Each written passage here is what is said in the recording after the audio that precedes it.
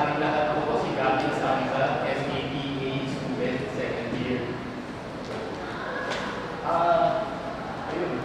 So, sige. Yung first na gagawin natin is yung song. Song muna. Okay lang po ba? Okay. Naumo po. Okay.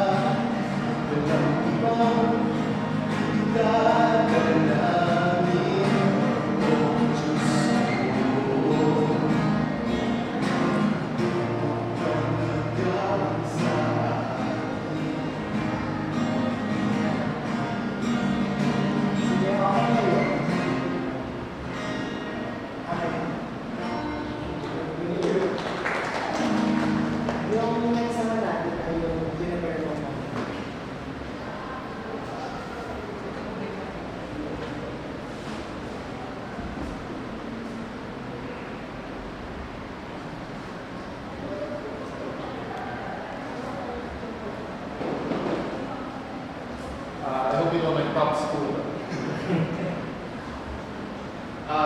Explain to me about what I'm doing. Kaya ka.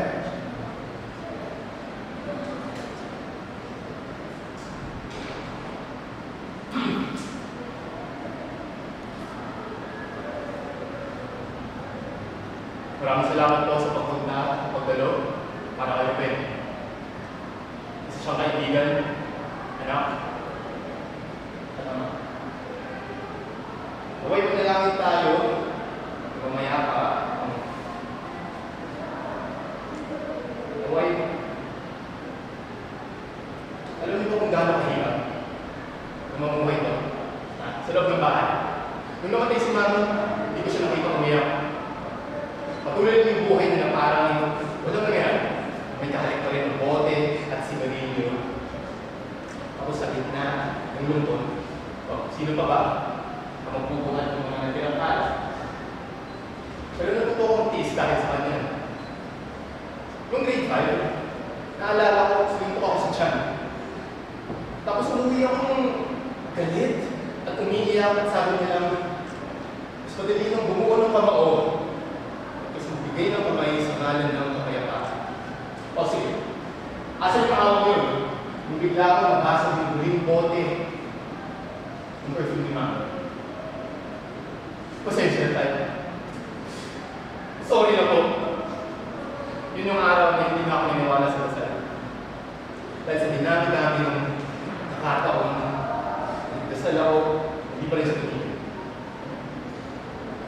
Kaya ako nakikinig ka man ngayon, O Diyos, ako'y maraming salamat po. Nawala ko naman ni isang kapiranggot na utang na loob mula kay Rubén. Pero kung wala ka talagang Diyos sa loob. Dahil ngayon mo na lang ito narinig, makakaya ka na.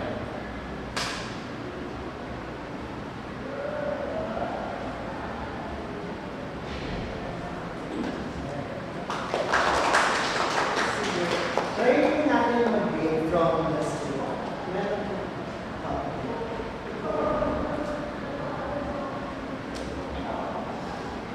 Second page.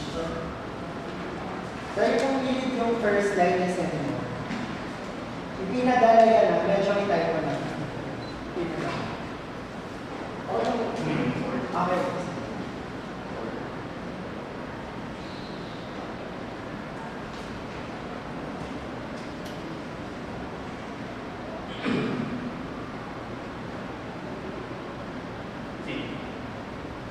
Pinadala ako dito ng tata para matakas.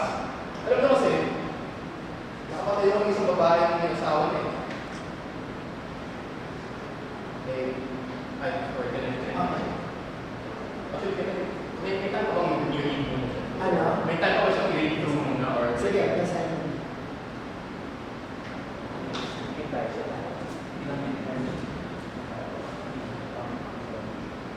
Ibig pa. Kaya siya nakatigil. Ibig pa. May type ko pa siya. Ibig pa. ang Pa. E-A-N-G. Pa. Okay. Ibig pa.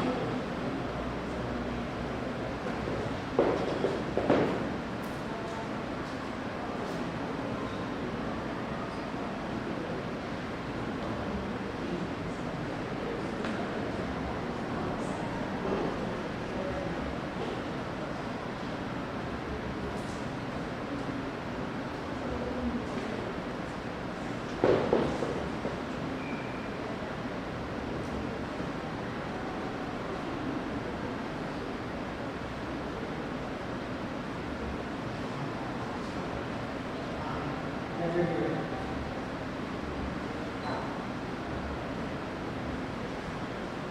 Pinadala ako dito ng papa para makatakas. Alam niyo kasi, nakapatay ako ng isang babae ng may asawa niya. Hindi pa ako makasalit siya. Hihiwalay sa kanyang pabiyak ng dibdib. At kung hindi ko raw pakasalan, gagawa ako ng gulo. Dahil mas madali naman pumatay ng tao kaysa mag-ayos ng gulo. Ayun na lang ang ginawa ko. Sige, try natin gawin na mas presko siya. Mas presko yung pagkakas, yung character niya. Like parang mayabang. Like parang tapos sa part nung dahil mas madali naman pumatay na tao, like kausapin mo ng audience, pwede mo sabihin nung line na to na kinakausap mo yung audience. Tapos sa part nung dahil mas madali naman pumatay, parang tinatay mo kami i-convince na tama naman yung ginawa ko.